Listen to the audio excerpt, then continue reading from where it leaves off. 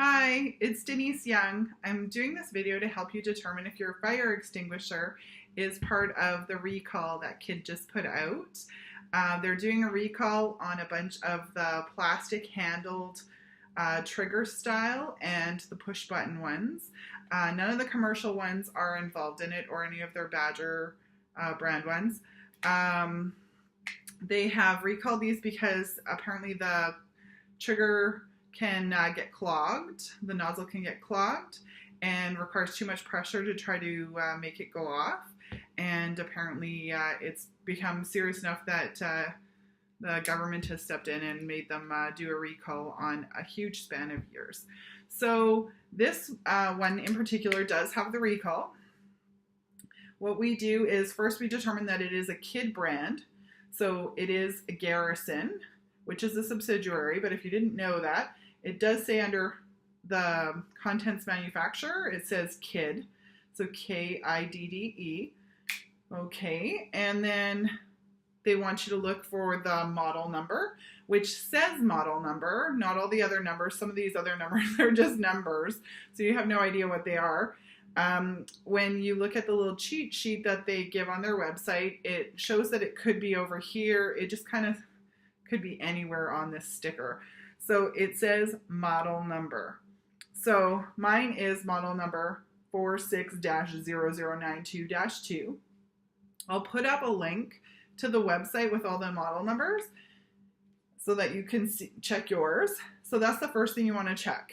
And then they want you to check the date range. Now, it's not an actual date. Sorry, I'm looking down because I'm bringing up the website.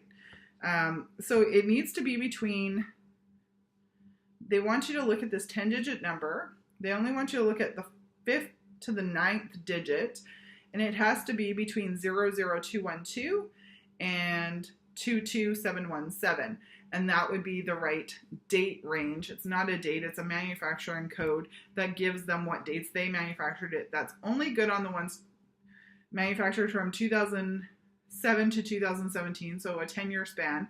Some of the ones affected by this recall are from prior to that, so they won't have that code. You're going to go to the serial number next instead. Okay, so you're going to look for that number, so it's going to be 21909, so it falls within the range. So this one is definitely part of the recall. I have several others that are as well.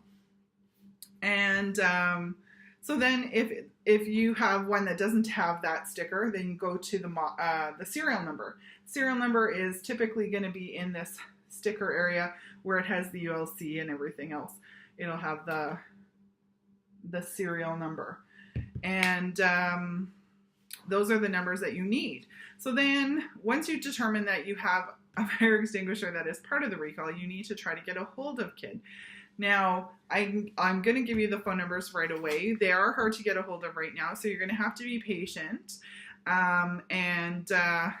you know, maybe try a couple times a week until you can get through.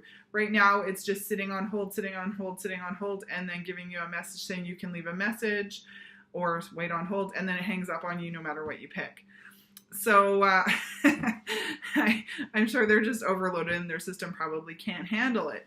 But once they are able to get your call, they are replacing these, completely replacing them. They're not sending you any parts or anything. You're going to get a new fire extinguisher in replacement of each of the ones that you have that falls under the recall. Okay, so make sure you take care of it. These are really important things to have in our houses. I'm probably going to pick a couple up tonight just to have some in the house because we no longer have any that I can rely on in the house that we know will work. Okay, so and if you're going to buy one to replace, maybe take the cheat sheet I'm going to post under here with you so that you can make sure that none of the ones that you're buying are part of the recall. I'm sure the stores are removing those from the shelves, but again, it is spanning a ton of years. There could be some that are missed. It's just always better to check yourself.